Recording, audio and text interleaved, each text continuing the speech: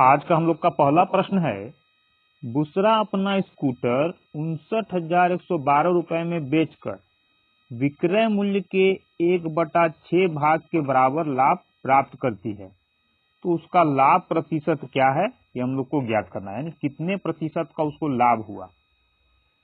बात किया जा रहा लाभ का और विक्रय मूल्य का, तो लिखेंगे हम लोग लाभ विक्रय मूल्य यानी एसपी।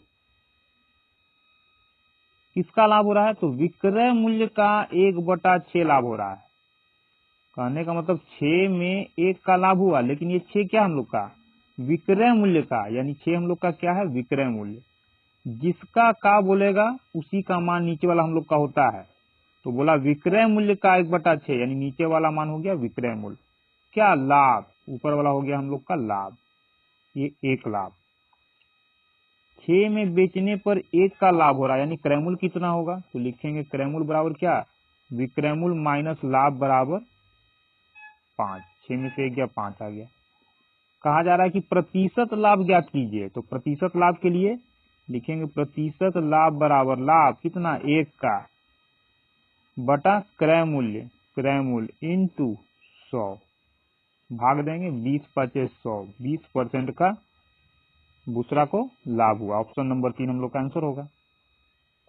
हम लोग का अगला प्रश्न है, यदि किसी संख्या के 25% को 72 में जोड़ा जाता है तो परिणाम स्वरूप समान संख्या प्राप्त होती है। समान संख्या का मतलब जिस संख्या का 25% 72 में जोड़ा गया था वही संख्या प्राप्त होता है।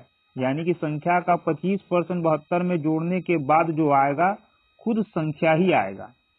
उस संख्या का 60% का मान क्या होगा, ये हम लोग को ज्ञात करना है।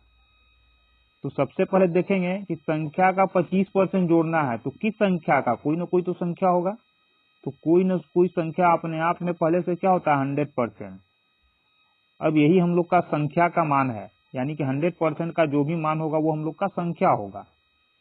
कहा जा रहा है कि 72 में किसी संख्या का यानी इसका 25% जोड़ने पर, तो 100% का 25% कितना होता है 25 ही होता है। 25% को जोड़ देने पर खुद संख्या ही प्राप्त होती है, यानी कि 100% आ जाएगा। लिख देंगे 100%। क्या करेंगे, अब इस 25% को यहां से हटाएंगे, इसके साथ आ जाएगा माइनस में, घटा देंगे तो 100 माइनस 25 बराबर हो जाएगा 75%। यहाँ कितना बचा 72, यानी 75% का मान हो गया 72। इसका संख्या का यानी इसका संख्या का 75% का मान 72 निकालना। हम लोग को संख्या का 60% का मान, यानी 75 के जगह हम लोग का 60 होना चाहिए। तो सबसे पहले क्या करेंगे, इसको हम लोग काट करके और छोटा कर लेंगे। काटेंगे 15×5 = 75, 5 से भाग दिए तो यहाँ भी 5 से भाग देंगे, तो 5 एकम 5, 5 चौक 20, 5 चौक 20, यानी 15% का मान आ गया 14.4। निकालना हम लोग को 60% का मान, तो 15 को 60 बनाने के लिए 4 से गुना करेंगे। जब इस साइड में गुना किए हैं तो यहाँ भी 4 से हम लोग को गुना करना पड़ेगा। तो ये तो हो जाएगा हम लोग का 60%, क्योंकि यहाँ परसेंट था, और इसको गुना करेंगे तो 4 चौक 16 के छात में 1, 14 चौक 56, 1 57, यानी 60% का मान आ जाएगा 57.6। संख्या का 60% कितना हो जाएगा, ऑप्शन नंबर 3 57.6। हम लोग का अगला प्रश्न है, एक गांव की जनसंख्या 1,30,000 थी। पहले वर्ष में इसमें 15% की वृद्धि की गई और दूसरे वर्ष 30% की वृद्धि की गई। 2 वर्ष बाद गांव की जनसंख्या कितनी हो जाएगी, ये हम लोग को ज्ञात करना है। क्या कहा जा रहा है, पहले वर्ष 15% की वृद्धि हुई, 2 वर्ष वृद्धि हो रहा है, तो 2 बार हम लोग परसेंटेज का यूज करेंगे। 15% का मतलब क्या होगा, 15% का मतलब होगा 15% इज इक्वल टू 3×5 = 15, 20×5 = 100, यानी 20 में 3 का वृद्धि। यानी जनसंख्या यदि पहले 20 रहा होगा तो बढ़ करके 1 साल के बाद कितना हो जाएगा, 3 बढ़ेगा तो हो जाएगा 23। ये तो हो गया पहले वर्ष के लिए, ये पहले का जनसंख्या और ये बाद का जनसंख्या, पहले और बाद का जनसंख्या। कहा जा रहा है दूसरे वर्ष 30% की वृद्धि होती है। 30% का मतलब 3/10, यानी 10 में 3 का वृद्धि। जनसंख्या यदि 10 रहा होगा तो कितना का वृद्धि हो जाएगा? 3 का। तो जनसंख्या हो कितना जाएगा? 13। क्या करेंगे? इसको गुना कर लेंगे तो हो जाएगा हम लोग का, ये हो जाएगा 200 और ये हो जाएगा 13 में 23 से गुना न करके इसको हम लोग गुना के रूप में लिख सकते हैं, यानी 13 गुना 23 गुना 13। अब इसका मतलब क्या हुआ? 2 वर्ष पहले यदि जनसंख्या 200 था तो 2 वर्ष बाद इतना हो जाएगा, यानी 23 गुने 13 हो जाएगा।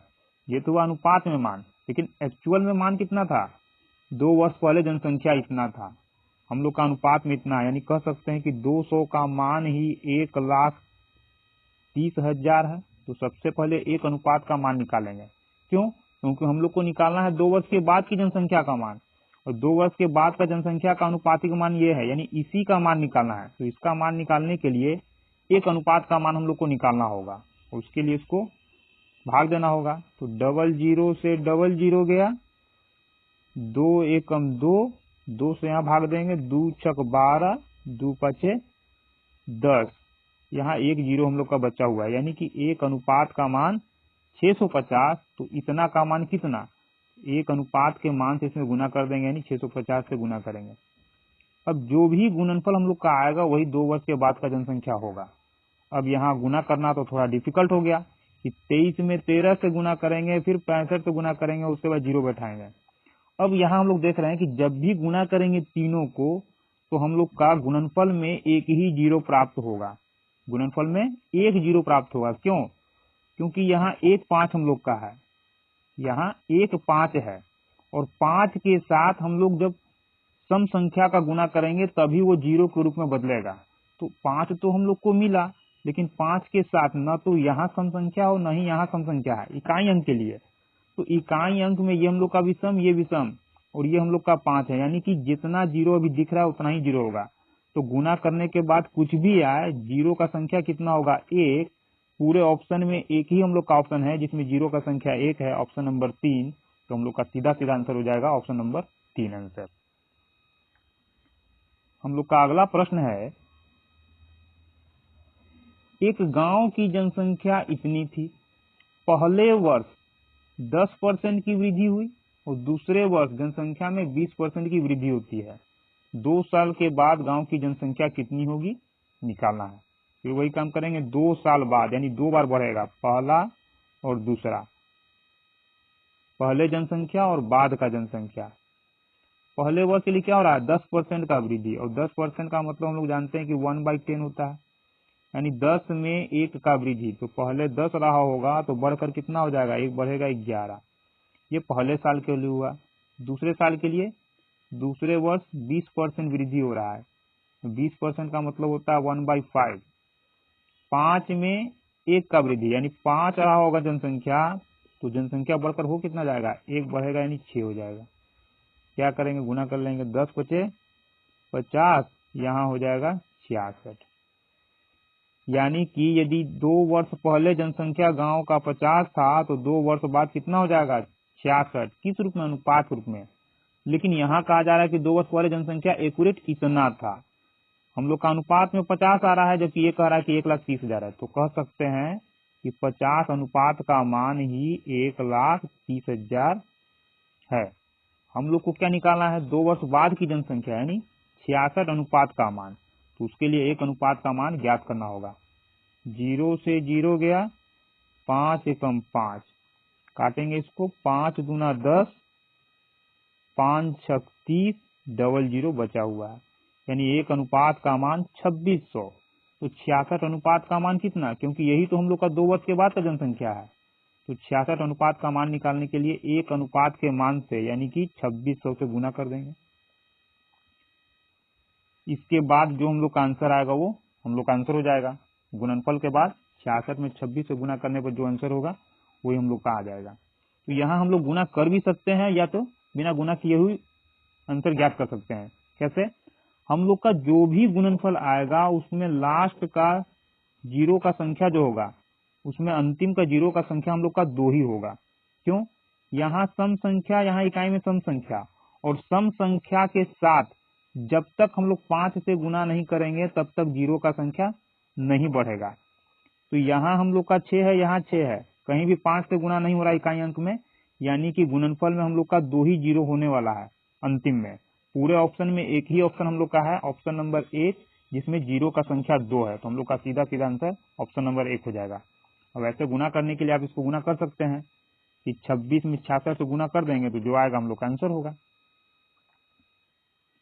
हम लोग का अगला प्रश्न है, एक विक्रेता 35% हानि पर गेहूं बेचने का दावा करता है, लेकिन वह ऐसे बाट का उपयोग करके धोखा देता है जिनका वजन उन पर अंकित वजन से 60% कम है।